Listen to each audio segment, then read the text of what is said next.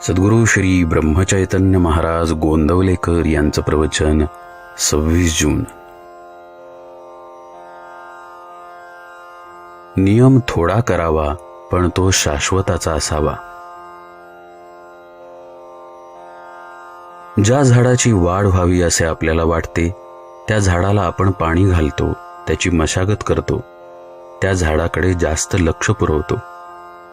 परंतु जे झाड वाढू नये असे वाटते किंवा ज्या झाडाचे विशेष महत्त्व आपल्याला वाटत नाही त्या झाडाकडे आपण दुर्लक्ष करतो.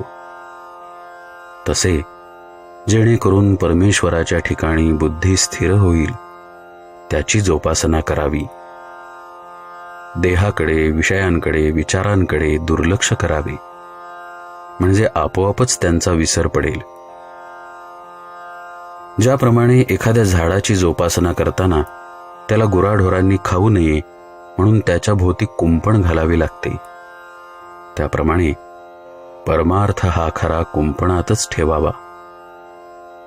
तो जितका गुप्त राहील तितका चांगला. त्याचे प्रदर्शन झाले तर त्याला दृष्ट लागते.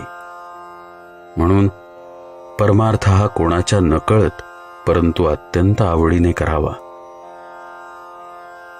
झाड लावल्यावर ते किती वाढले आहे हे कुणी रोज उकरून पाहत नाही. त्याप्रमाणे अनुभवाच्या प्रचितीच्या मागे लागू नका, त्यामुळे प्रगती खुंटेल. हट्टी आणि व्यसनी माणसे एका दृष्टीने मला आवडतात, कारण त्यांचा हट्ट भगवंताच्या मार्गाला लावला की झाले. परमार्थात नियम थोडाच करावा पण तो शाश्वताचा असावा, म्हणजे जेणेकरून भगवंताचे प्रेम लागेल याबद्दलचा असावा आणि तो प्राणाबरोबर सांभाळावा. जे अत्यंत थोर भाग्याचे असतात त्यांनाच ध्यानमार्ग साधतो. हा मार्ग फार थोरांचा आहे. ध्यानामध्ये जगाचाच विसर पडतो.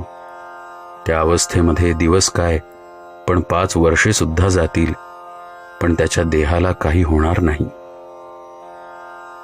आपल्यासारख्याला साधनात साधन म्हणजे भगवंताचे नाम, दानात दान म्हणजे अन्नदान आणि उपासनात उपासना म्हणजे सगुणाची उपासना होय.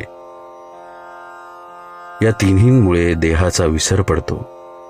म्हणून शक्यतो या 3 गोष्टींची कास धरा. मनुष्याची साहजिक प्रवृत्ती व्याप वाढवण्याकडे असते. द्वैत वाढवून त्यात अद्वैत पाहण्यात आनंद असतो हेही खरे. साधे मधमाशांचे उदाहरण घ्या. त्या अनेक झाडांवरून मध गोळा करतात आणि नंतर तो पोळ्यात एकत्र करतात. अशा एकत्र केलेल्या मधाचा केवढा गोड साठा होऊ शकतो बरे. अशा रीतीने सर्व द्वैतामध्ये एक अद्वैत म्हणजे एक राम पाहायला शिकावे. आणि ज्याला सर्वत्र राम पाहणे असेल त्याने स्वतःमध्येच राम पाहून प्रत्येक कृती ही रामाची समजावी. स्वतःमध्ये राम पाहिल्याशिवाय तो सर्वत्र पाहता येणार नाही. तेव्हा स्वतःचा म्हणजेच देहाचा विसर पडल्याशिवाय सुख लाभणार नाही. आणि हा देहाचा विसर राममय सृष्टी झाल्यानेच होईल. म्हणून अखंड भगवंताच्या अनुसंधानात रहा. परमार्थाला अगदी स्वतःपासून सुरुवात करायची असते. जानकी जीवन स्मरण जय जय राम.